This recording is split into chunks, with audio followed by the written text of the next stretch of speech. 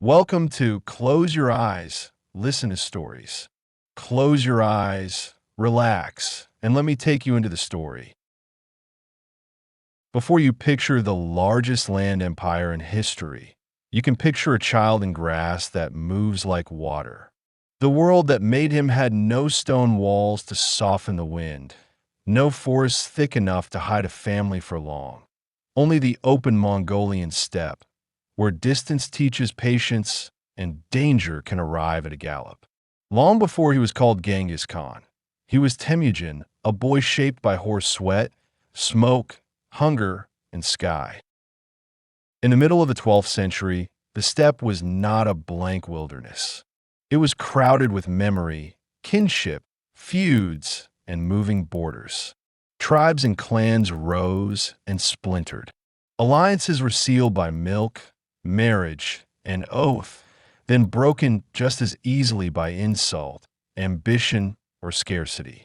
A riverbank might look empty to an outsider, yet every patch of pasture belonged to somebody's story. Into that restless world Temujin was born, probably near the Onon River, among the Borgigian lineage. He was said to have entered life with a clot of blood in his hand, folk legend, a sign. Later, tellers decided that the infant already carried a warrior's fate. His father, Yasuji, was a minor chieftain, brave enough to seize opportunity and harsh enough to take what he wanted. Temujin's mother, Holan, had herself once been carried away from her first husband by Yasuji, a reminder that on the steppe tenderness and violence often rode side by side. Temujin's very name may have come from a captured Tatar prisoner, another mark of a world where enemies could leave their shadow even on a child's cradle. There was love in a household, but no safety in it. A family could eat well in one season and starve in the next. A father could guide a son 1 month and be gone the next time the geese crossed overhead. That break came early. When Temujin was still young, Yasuji took him to visit the family of a girl named Borte, whose red-brown world of felt tense and careful courtesy would matter deeply later. On the journey back, Yasuji accepted hospitality from Tatars, old enemies who recognized him and poisoned him. He reached home dying. With his death, the family's protection vanished almost at once. Followers drifted away. Rival kin from the Tikid abandoned Holan and her children on the bare steppe, as if cutting loose a burden from a sled. What followed was not the noble training of a future emperor. It was a hard apprenticeship in survival. Holan kept the family alive by gathering wild onions, roots, and berries. The children caught fish in the river and hunted small animals with whatever skill they could manage. Later chronicles remember this period with unusual intimacy. The empty cooking pot, the frayed clothing, the ache of watching other groups pass by with fuller herds. Temujin learned that rank could disappear overnight. He learned that hunger makes people sharp, quiet, and dangerous. One of the darkest stories from his youth carries no heroic shine. Tension grew between Temujin and his older half-brother Bektar over food and authority. Temujin and his full brother Kassar killed Bektar, an act that stunned their mother and left a permanent mark on the memory of the family. It is one of the clearest windows into the boy's world. Scarcity did not simply test morality, it bent it. The child who would later demand iron loyalty had already learned how thin the line could be between kin and rival. Even then, he was not only feared, he was also observed. The steppe remembers character in small gestures.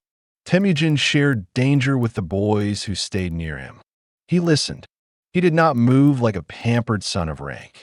He knew what an empty stomach felt like, and that made him legible to people who had little reason to trust noble names. Years later, that memory would matter more than inherited prestige.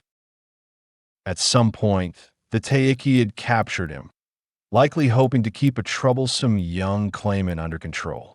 He was fitted with a wooden king, a heavy collar that turned movement into humiliation. Yet even here the story narrows to human detail. Temujin escaped with the help of a man named Sorkinshira and his sons, who hid him despite the risk. It is a small but revealing moment. The future conqueror survived not only because he was fierce, but because ordinary people sometimes decided he was worth saving. If you linger here, before the banners and armies, you can see why his rise later felt almost impossible. Temujin did not begin with a secure throne or a rich capital. He began in exposure. The wind crossed his face without mercy. The rivers gave food only if he was clever enough to take it. The adults around him taught him, by kindness or betrayal, that loyalty was precious precisely because it was rare. So the first shape of Genghis Khan was not an emperor on horseback. It was a boy looking over coal grass, trying to understand which people would stand beside him when the weather changed. On the steppe, that question could decide whether your name vanished into the wind or traveled farther than any rider could see. As Temujin grew into youth, the steppe stopped looking like a place of mere survival and began to reveal itself as a field of choices.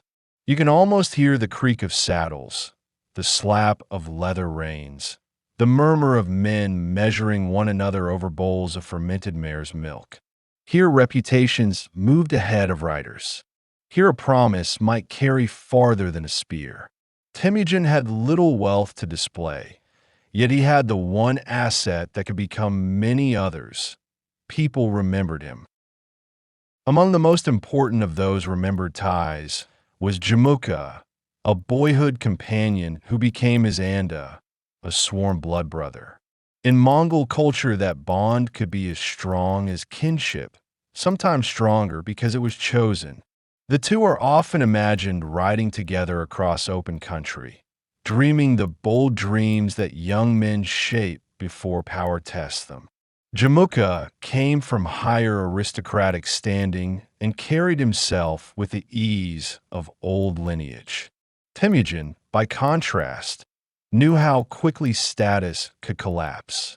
Their friendship was real, but their different understandings of rule were already quietly forming. Then there was Borte. Temujin returned to marry her, as had once been arranged when they were children. The marriage was not merely domestic. On the steppe, affection and politics were woven together like felt fibers. Borte brought steadiness, intelligence, and the legitimacy of alliance. A famous detail lingers in the sources. Temujin took the black sable coat from Borte's family and offered it to Togrul, also known as Khan, the Karaite ruler and an ally of Temujin's father. It was a shrewd gift, warm with symbolism and practical value. Temujin understood that objects could become bridges. But peace did not stay. The Merkit, carrying an old grievance because Holon had once been taken from one of their men, raided Temujin's camp and abducted Borte. The wound was both personal and political. A wife taken in such a way was not only a beloved person stolen away. It was an assault on household, honor, and future. Temujin did not yet have the power to answer alone. So he did something that would define much of his rise. He turned relationship into force. He sought help from Togrul and from Jamuka. Together they struck the Merkit and recovered Borte. When she returned, she was pregnant, and her first son, Joki, would forever live under a cloud of whispered doubt. Temujin recognized him as his son, and that recognition mattered. Yet the quiet uncertainty around Joki later unsettled succession politics across the empire. It is one of those intimate family tensions that echoes strangely through grand history. Vast conquests would one day spread from a household where tenderness, pride, and uncertainty had to sit down together. Temujin's following began to grow not because he was the oldest noble or the most richly born, but because he rewarded service in ways that felt new. Many steppe aristocrats favored ancient lineage above all else. Temujin paid closer attention to loyalty, usefulness, and courage. Men who had once been herdsmen, hunters, or minor retainers discovered that under him they might actually rise. That idea has a plain, almost modern force to it. It did not make his world gentle, but it made it dynamic. He was building a coalition from the edges inward. This was also the period when his relationship with Jamuka began to strain. Later tradition preserves a symbolic moment when the two camped apart and chose different ways of sleeping, as if their futures had already drifted on as separate tracks. Jamuka favored older aristocratic order. Temujin, whether by principle or necessity, leaned toward a broader and more flexible base of support. Their split was not only a quarrel between friends. It was a disagreement about what kind of steppe leader could survive in a fractured age. Conflict followed. Jamuka won an early victory and reportedly treated captured followers of Temujin with shocking cruelty, boiling some alive according to later accounts. The episode may have been sharpened by hostile storytelling, yet the emotional truth remains. The struggle had hardened. Temujin was no innocent in these wars, but he gained an advantage by making himself the center of a different kind of loyalty. People who had been dismissed as insignificant found room in his camp. Former enemies could be absorbed if they submitted. Talent could outweigh ancestry. There's a small but telling quality to the stories told about him at this stage. He notices the archer who shoots well. He notices the man who remains steady in retreat. He notices who keeps a promise when conditions grow ugly. That habit of attention, half practical and half personal, turns scattered lives into a political instrument. Temujin was learning that an empire begins long before maps change. It begins when a leader persuades enough people that their future is safer inside his orbit than outside it. So by the time you leave this part of the story, Temujin is no longer merely the abandoned child of the Onan. He is a husband who has recovered Borte, an ally who knows how to borrow strength, a rival to Jamuka, and a gathering point for the ambitious, the wounded, and the hopeful. On the steppe, the grass still bends in the same wind, but the riders moving through it are beginning to sort themselves around one man. Power on the steppe rarely arrives with a quiet knock. It gathers in hoofbeats, in smoke signals, in sudden submissions, in betrayals remembered for generations. Temujin spent years defeating rivals, mending alliances, and breaking them when he believed he must. By the opening years of the 13th century, the balance had shifted. The Merkit were weakened. The Tatars were crushed. The Karaite under Togrul, once protectors, had become enemies and were overthrown. The Nayman, another major power, were defeated as well. One by one, the old obstacles to unification gave way. In 1206, at a great assembly known as a Kurultai, Temujin was proclaimed Genghis Khan, a title whose exact shade of meaning is still debated by scholars, though it clearly marks sovereignty on a grand scale. Some imagine white standards of horsehair standing in the wind and nobles gathered in a wide ring of ceremony. Whether every later detail is exact or embellished, the moment itself matters. A man who had once lived as an outcast was now recognized as supreme ruler over the unified Mongols.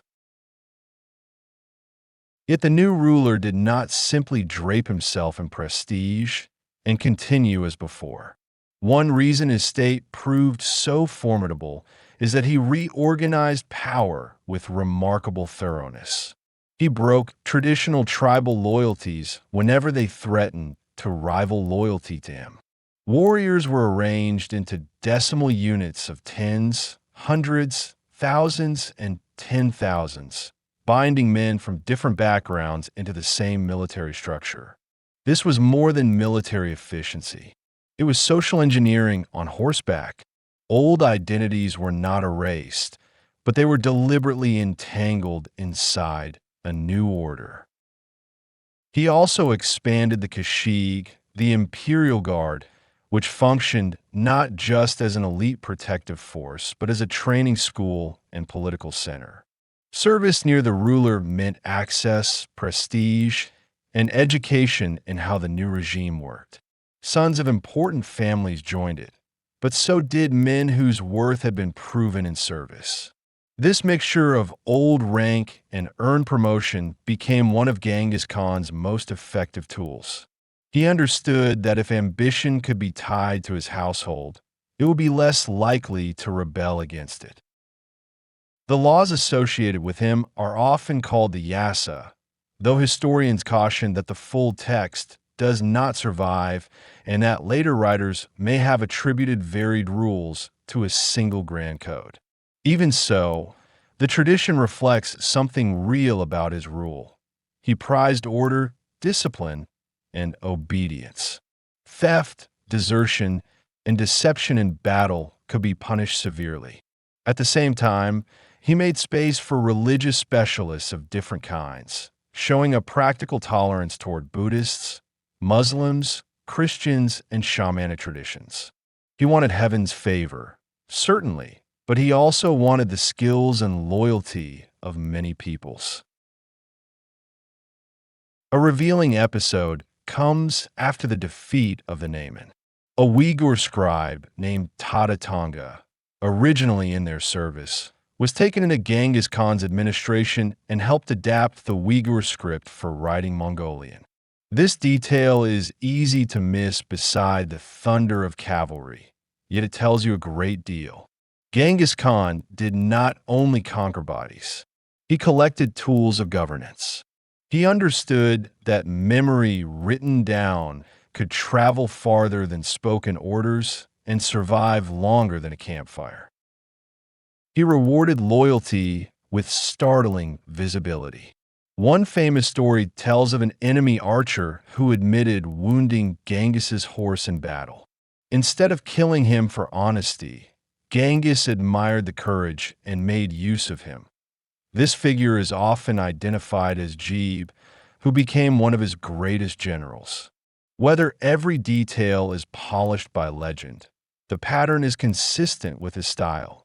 He could be merciless, but he also had an eye for talent that bordered on hunger. If a capable enemy submitted, he might become a trusted servant. If a follower failed loyalty, old friendship offered little shield. This is where the contradictions sharpen. Genghis Khan forged unity out of a landscape addicted to fragmentation. He widened opportunity for men of obscure birth. He created systems that were, in their context, startlingly rational. Yet he did so through relentless war, collective punishment, and an insistence that resistance could be answered with annihilation. Admiration and dread followed him together. To those within his new order, he could appear as a restorer of justice and protector of the humble. To those outside it, he often arrived as catastrophe. Still, if you pause at the Kurultai and listen closely, you can hear more than triumph. You can hear a turning of the age. The tribes of the Mongolian steppe had not merely found a stronger war leader. They had been drawn into a political machine unlike any they had known before, one built from memory of hunger, instinct for discipline, and the conviction that the sky itself had opened a road for its chosen rider. From now on, The world around the Mongols would no longer remain local. Genghis Khan had learned how to bind the steppe, and soon he would test what else could be bound. Once the Mongol plateau had been drawn under his authority, Genghis Khan faced a larger question. A steppe ruler could unite riders, raid neighbors, and still remain one more powerful Khan among many. Or he could look beyond the horizon of pasture and see richer, denser worlds waiting behind walls. Genghis chose the second path. The empire that followed was not built only against other nomads. It was built against states with cities, granaries, tax systems, and engineers. That meant the Mongols had to become more than masters of pursuit on open grass. They had to learn how to break stone, starve fortresses, and govern people who lived by the plow rather than the herd. His early external campaigns brought him first against Xia, a kingdom in northwestern China that controlled valuable routes and oases. Then came the much larger Jin dynasty in northern China, rich in manpower and resources. These wars are often remembered as simple collisions between horse archers and walls, but the reality was more layered. The Mongols excelled in mobility. Each rider often traveled with several remounts, allowing astonishing speed. Their composite bows could kill at distances that seemed unreal to slower foes. Feigned retreats lured enemies into disorder. Signals with flags, horns, and disciplined formations turned movement into command. But mobility alone does not topple defended cities. So Genghis Khan adapted. He recruited and compelled engineers from conquered peoples, including Chinese and Central Asian specialists who knew siegecraft. Under Mongol command, catapults, rams, ladders, and later more complex engines became as important as arrows. This is one of the quieter truths about the empire. It was never purely Mongol in technique. It became formidable because it absorbed skills wherever it found them. A conqueror of the steppe proved willing to borrow from the settled worlds he was attacking. The campaigns against the Jin were fierce and prolonged. In 1211, the Mongols pushed through mountain passes and border defenses. They won major field victories, but the war did not end in a single dramatic charge. Northern China was crowded with fortified places, and conquest came in stages. In 1215, the Mongols captured Zhongdu, near present-day Beijing. Accounts of the sack are terrible, full of fire, hunger, panic, and prolonged suffering.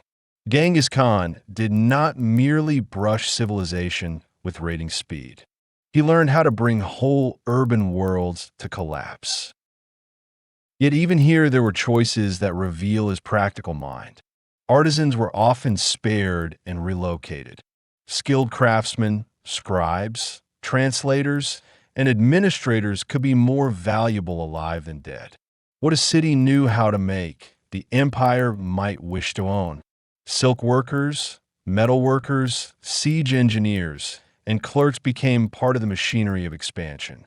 If you imagine the Mongol army as only a storm of riders, you miss the caravan behind it.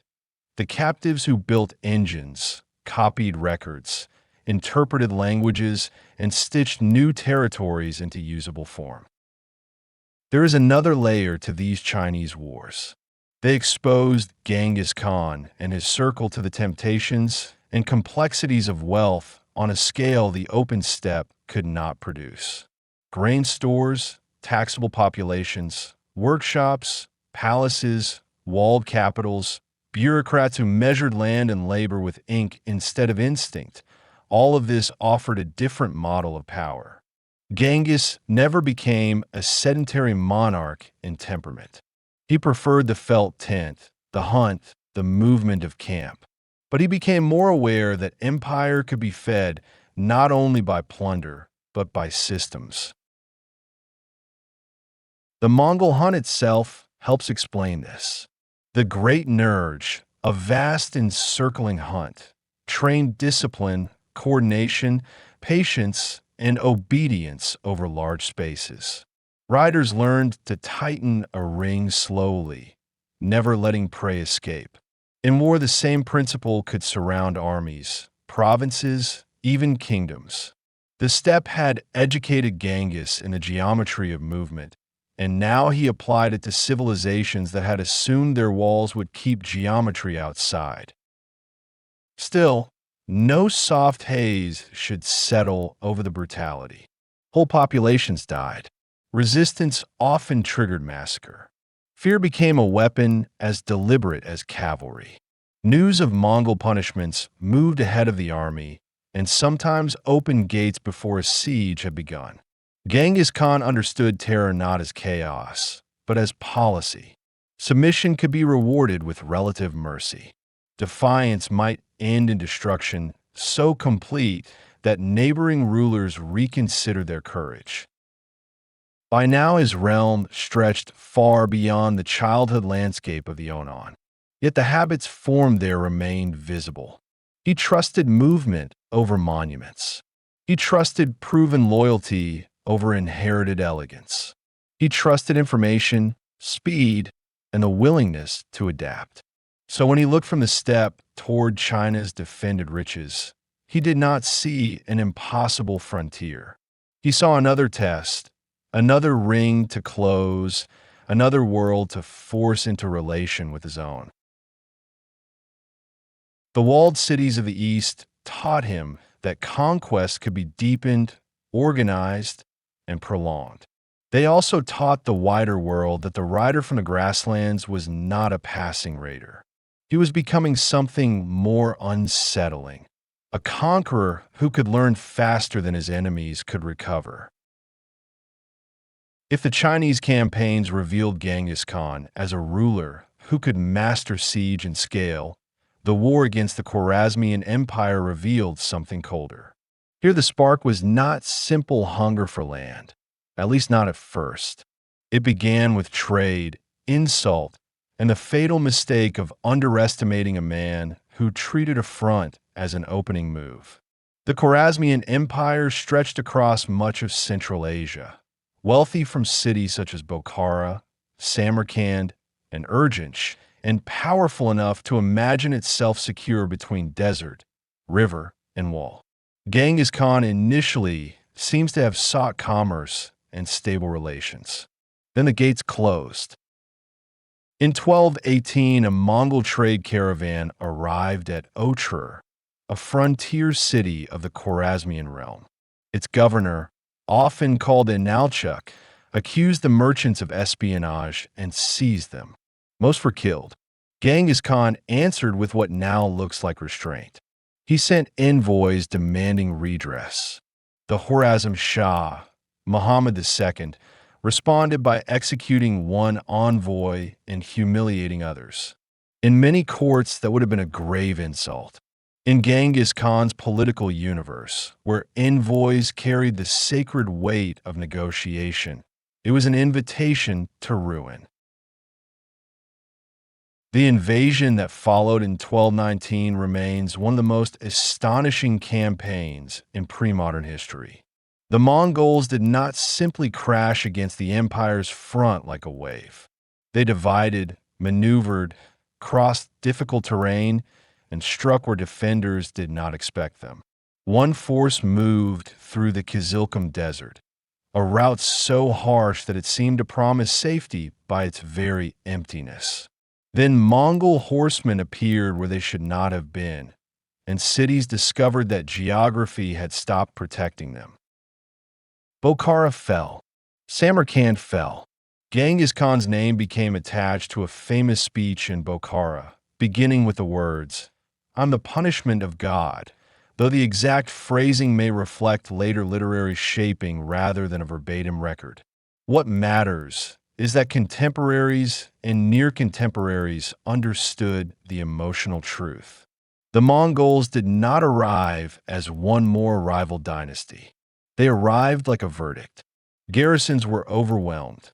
Defenders who trusted walls learned that walls are only as strong as the unity behind them. The sack of these cities has never ceased to trouble memory. Chronicles tell of mass killings, forced labor, sorting of populations, and the selective preservation of useful specialists. Children, artisans, soldiers, merchants, scholars, and religious men all appear in the sources, though not with equal chances of survival. Sometimes a city that surrendered early was treated less harshly. Sometimes resistance led to near obliteration. Urgench, in particular, proved difficult, tangled in canals and fierce defense, and its fall was devastating. The empire advancing under Genghis Khan was efficient, but efficiency did not make it humane.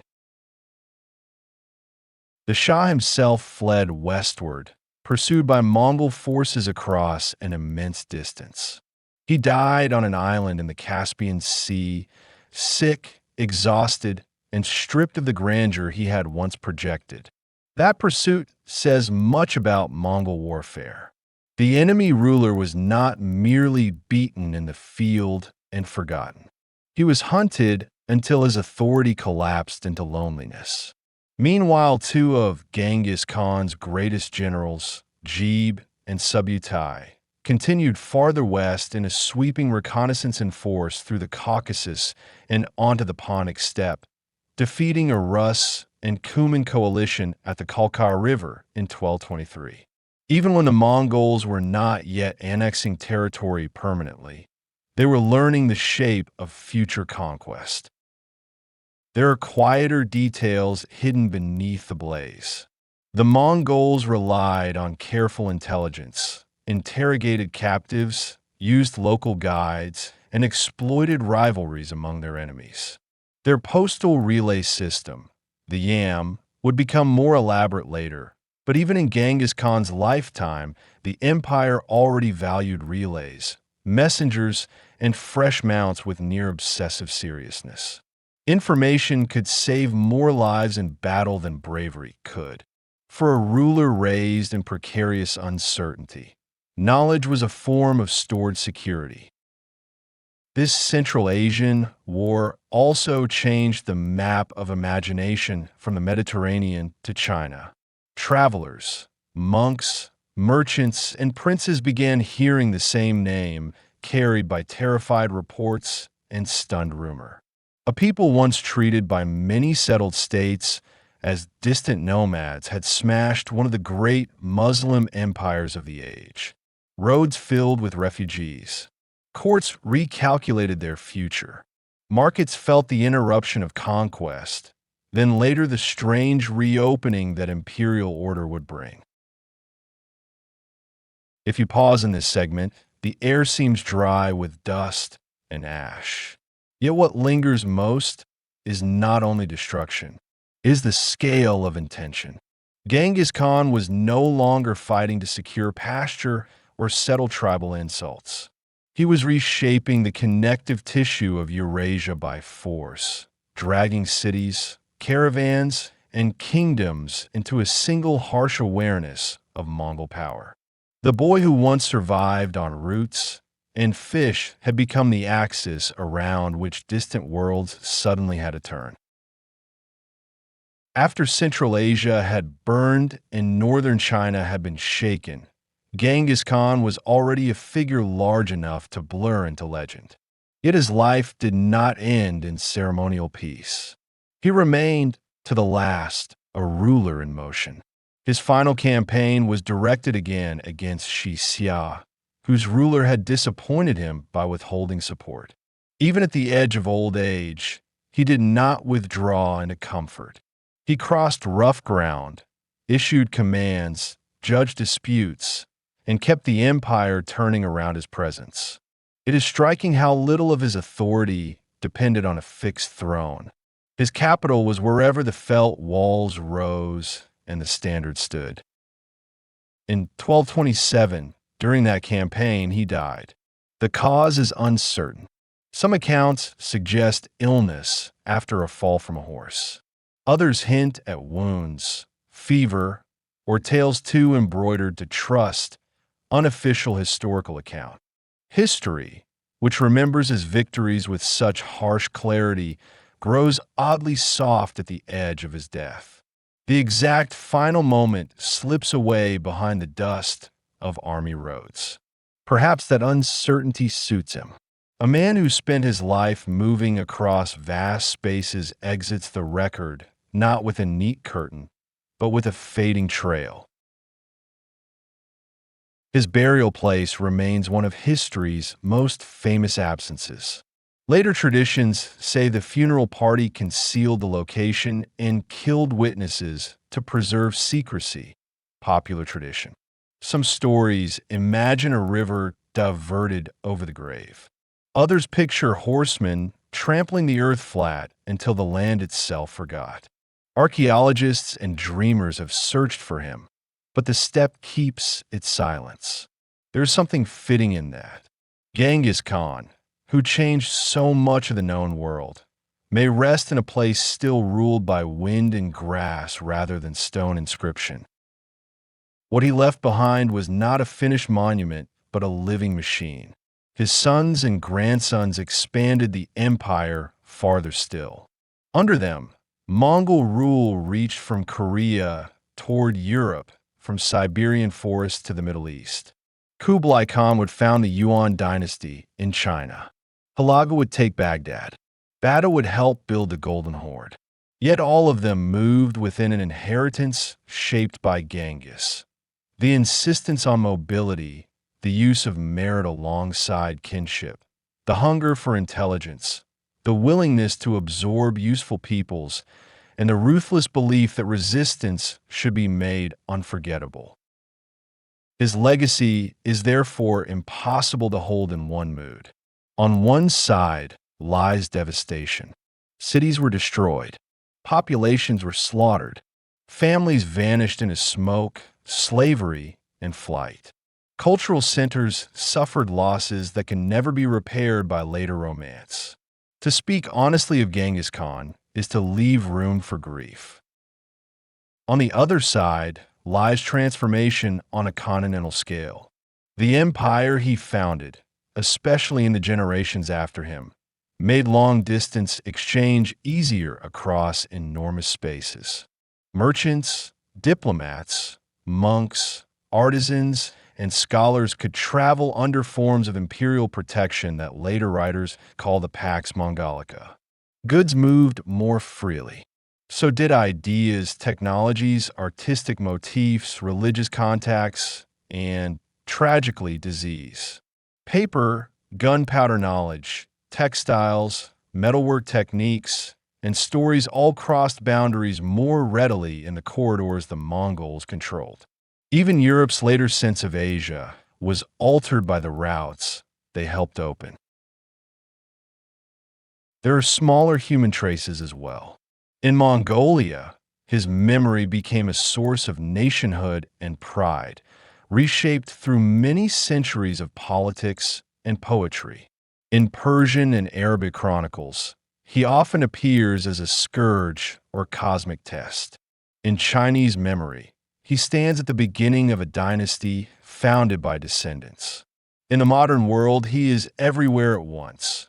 Feared, admired, studied, simplified, reclaimed, condemned. DNA, studies, and popular books have added still more layers of fascination, sometimes careful, sometimes wildly overstated. The man remains difficult to keep still. Maybe that is why the most truthful way to leave him is not with a shout, but with distance. Imagine the steppe again. Not the empire on a classroom map, not the burning city, not the crowned descendants, but the grasslands under an enormous sky. A child once stood there with very little. He knew what it meant to be abandoned, hungry, watchful, and cold. From that beginning, he built a power so vast that the old boundaries of a world bent around it. The cost was terrible. The achievement was immense. Both truths stay.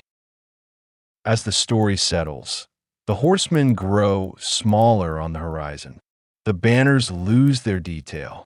Dust falls back to earth. What remains is the feeling of how a life can rise from exposure into legend, and how legend, when you draw close, is always made of ordinary things first. A mother gathering roots, a trusted friend turning rival, a wife rescued, a promise rewarded, a grievance remembered too long. Genghis Khan ruled by storm, but he was formed by the plainness of survival. And so his long shadow stretches not only across maps, but across the old human questions. What makes loyalty hold? What hunger can teach? What power does to the wounded child who finally acquires enough strength that no one can cast him aside again?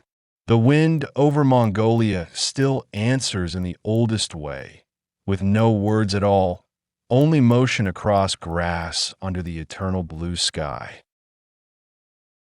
And that's where this story comes to a rest. Close your eyes, carry this story with you, and slowly drift off to sleep. If you enjoyed it, subscribe to Close Your Eyes, Listen to Stories. There's always a new story waiting for you here. Sweet dreams.